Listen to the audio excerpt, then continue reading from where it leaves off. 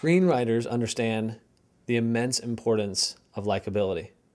And sometimes we don't in our own lives. I mean, screenwriters, when they're trying to develop the character or the hero in their story, sometimes they create a scene in a movie that just gets you to like the hero, right? To like the main character. The scene could be taken out of the movie and it's not critical that it's there, but it's those moments that the screenwriter understands, the filmmaker understands that they need to create an emotional connection from the audience to the hero if they really want their audience to tune in and pay attention and care about that hero.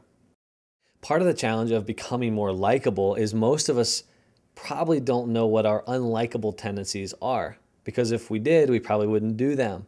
And sometimes being likable has to do with really simple things, and other times they're more layered and complex.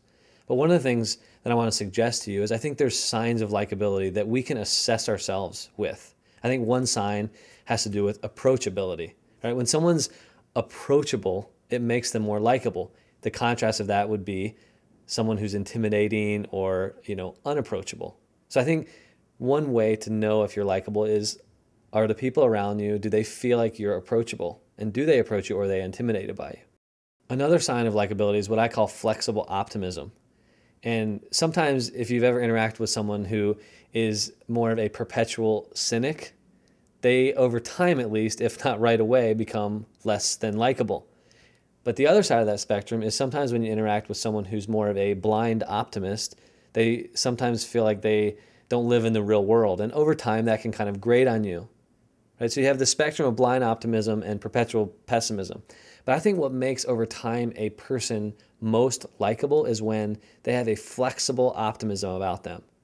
It's them holding in tension this reality, this real world perspective, the willingness and ability to be critical when the moment calls for it. But at the same time, you continue to be optimistic about how you view the world, how you interact with people. And I think that's one sign that you can look at to help you determine if you're likable.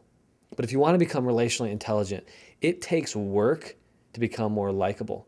But if you become more likable, you will start to become the hero to people around you.